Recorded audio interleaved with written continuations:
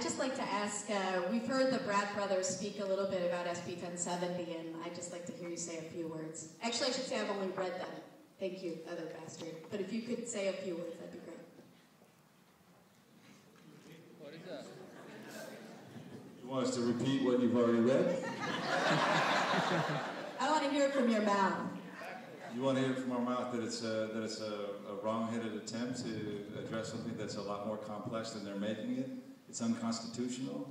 It stems from fear. It encourages racial profiling. It's a wrong-headed law, and hopefully, you know, it doesn't create a domino effect within a country, within a culture that seems to be feeding on that fear every day and growing. So, you know, what's that? You want to speak to it?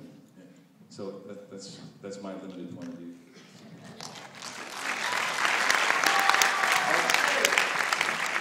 I want to expand on that. You know, we elected our first African American president a few years ago, and he was elected on the platform of change. And I think that all people in all four directions of the globe feel that something needs to change in this world. It's becoming ever more dangerous and violent. We're seeing the environment being destroyed. What's going on in the Gulf?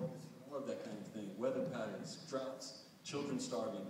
I think everybody feels that something needs to change, and I think that's why his message resonated.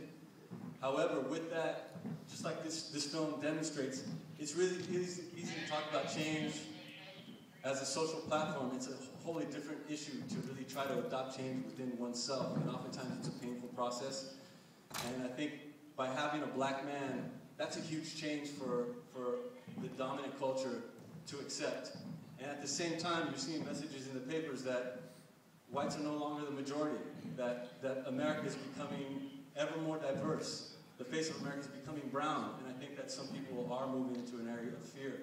And so it's really easy to scapegoat a people, like what's happening here. That's my personal belief. And I think what really needs to happen is a thorough and complex discussion of why so many relatives are moving from the South. We have to look at, as a country, what we've done, our foreign policy, our trades policies, which have driven so many relatives out of work to move and come to the North. We have a huge responsibility in what we've done in other parts of the world. Much of our foreign policy for the last few centuries have been imperialistic. You know, the idea of manifest destiny and everything else.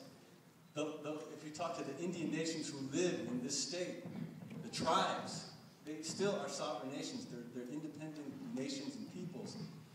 Some tribes, they have half in the north and half across the Mexican border.